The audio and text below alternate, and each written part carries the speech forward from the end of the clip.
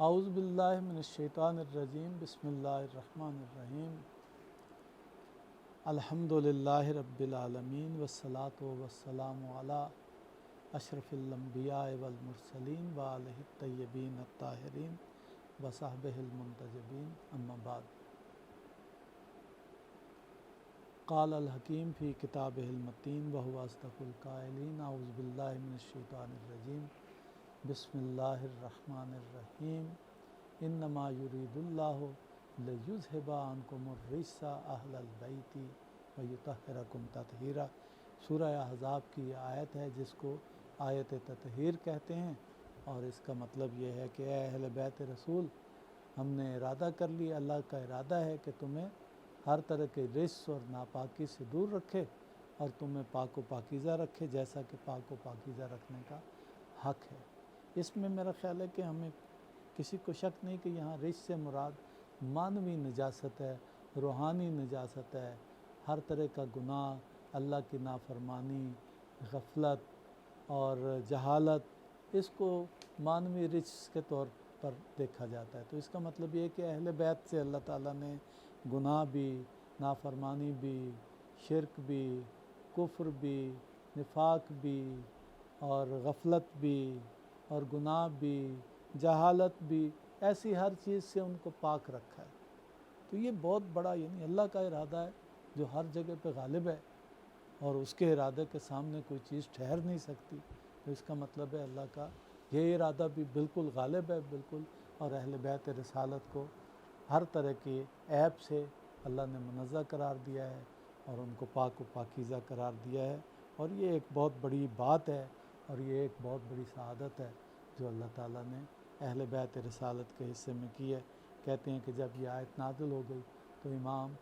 تو نبی پاک جو ہیں وہ جب بھی اپنے گھر سے نکلتے تھے نماز کے لیے مسجد جاتے ہوئے تو بی بی فاطمہ زہرا کے دروازے پہ کھڑے ہوتے تھے،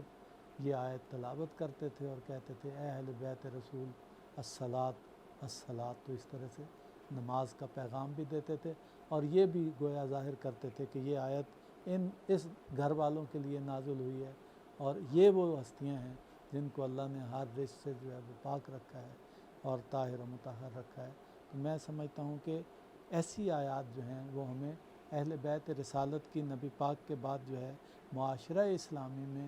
مرکزیت کو ظاہر کرتی ہیں۔ تو ہم اس پہ یہ بھی بات ہم کرنا چاہتے ہیں آج کہ ایک تو ہم نے پہلے بات کی تھی کہ اس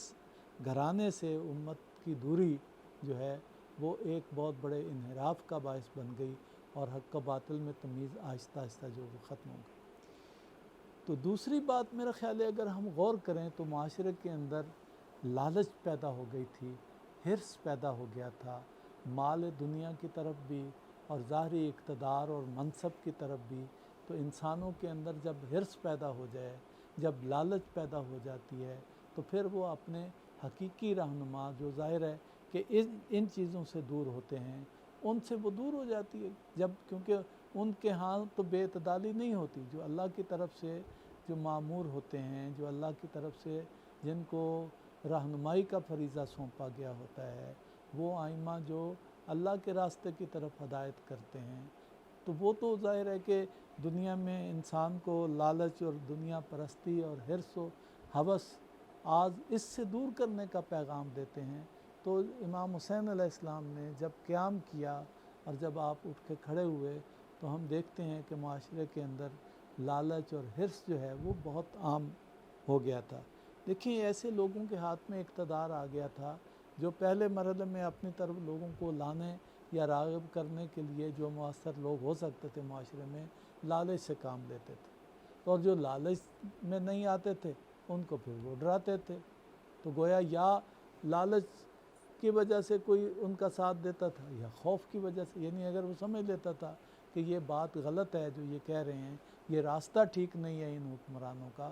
تو پھر یہ جاننے کے بعد بھی اگر ان کو دنیاوی لالچ نہ بھی ہو تو ان کا جو ہے وہ خوف کی وجہ سے ان کا ساتھ دیتے تھے۔ تو ہم دیکھتے ہیں کہ یہ دو چیزیں اس معاشرے میں جس میں امام حسین علیہ السلام نے قیام کیا ہمیں بڑی نمایاں طور پہ نظر آتی ہیں۔